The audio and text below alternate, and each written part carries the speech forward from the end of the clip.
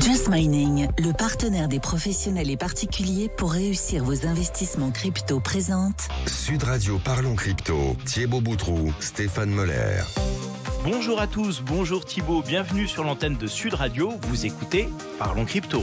Alors Thibaut, cette semaine, on aborde un sujet très sensible et souvent incompris, celui de la fiscalité et plus précisément celui de la fiscalité liée aux investissements dans les crypto-actifs. Alors tu l'as dit, le 7 avril prochain débute la campagne de déclaration de revenus. Autrement dit, à partir du 7 avril, je vais devoir commencer à remplir ma déclaration d'impôt. Comment ça se passe pour les investissements en crypto ? La première chose à savoir, c'est que effectivement, si vous avez réalisé des plus-values sur vos investissements crypto en 2021, eh bien, vous devrez passer par cette case imposition.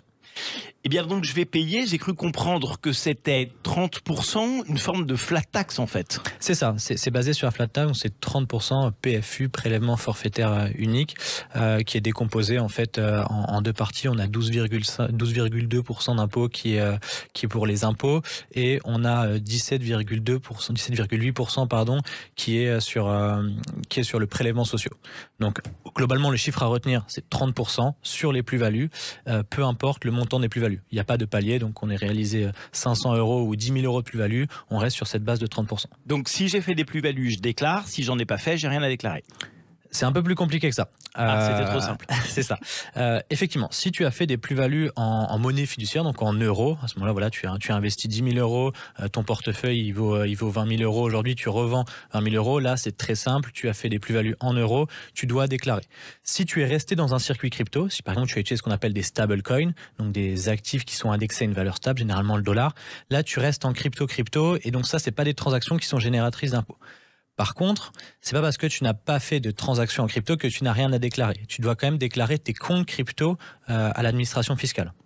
Donc, si tu as un compte sur une plateforme comme Binance ou comme Coinbase, qui sont des plateformes qui ne sont pas immatriculées en France, tu dois déclarer ces comptes-là. Et toute omission de déclaration pour un compte, c'est quand même 750 € d'amende. Donc, mieux vaut ne pas oublier de déclarer. Donc, en fait, ça se déclare exactement de la même façon qu'un compte à l'étranger. C'est ça. Si tu as aussi un compte sur une néobanque type Ed26, tu dois aussi le déclarer. Par contre, si tu utilises une plateforme française, type Just Mining ou même une néobanque française, là, tu n'es pas obligé de déclarer parce que la société est immatriculée en France. Bon, sur le papier, ça semble assez simple. Alors, pourquoi autant de stress autour de ces déclarations ?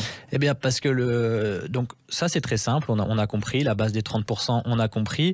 Après, le calcul est un petit peu plus compliqué que ça à cause de la notion de bénéfice partiel. En fait, ce qui se passe, c'est que si tu investis 10 000 € et que demain ton portefeuille vaut 20 000 €, si tu décides de ressortir ces 20 000 €, là globalement tu es dans une configuration qui est très simple à comprendre. Il y a une transaction entrante, une transaction sortante, ok, il n'y a pas de problème.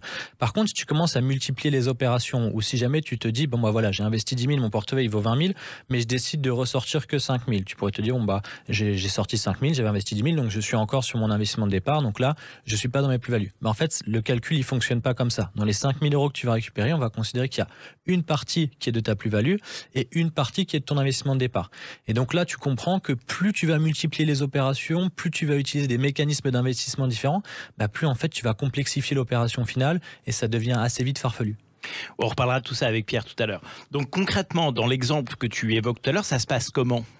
Ça se passe que tu as une formule de calcul qui est donnée, mais qui en réalité est adaptée dans une configuration très simpliste d'entrée-sortie. Donc si tu réalises 2-3 opérations dans l'année, globalement ça va bien se passer. Par contre, à partir du moment où tu vas les multiplier, où tu vas utiliser plusieurs plateformes, ça devient très vite impossible à faire à la main. Et si tu n'as pas d'outils derrière, tu vas vite te perdre. Pour transposer ça dans un univers qu'on connaît, en fait, ça ressemble beaucoup à la ressortie d'argent d'un contrat d'assurance vie, où en fait, à un retrait correspond une partie de plus-value et une partie de capital, mais c'est beaucoup plus facile dans l'assurance vie, parce que comme tout ressort du même compte, en fait, il est assez facile pour l'assureur de vous donner cette quotité, cette quote-part de plus-value qu'on ressort du contrat. Alors, et quand on multiplie les contrats d'assurance vie et quand on multiplie les sorties des contrats d'assurance vie, on fait la somme de chacune des plus-values qu'on réalise sur chacun des contrats. Donc, c'est beaucoup plus facile, en fait, dans le monde réel que ça ne l'est dans les cryptos. Pour l'instant, ouais. Bon. Just Mining, le partenaire des professionnels et particuliers pour réussir vos investissements crypto, présente Sud Radio Parlons Crypto, Thibaut Boutroux, Stéphane Moller.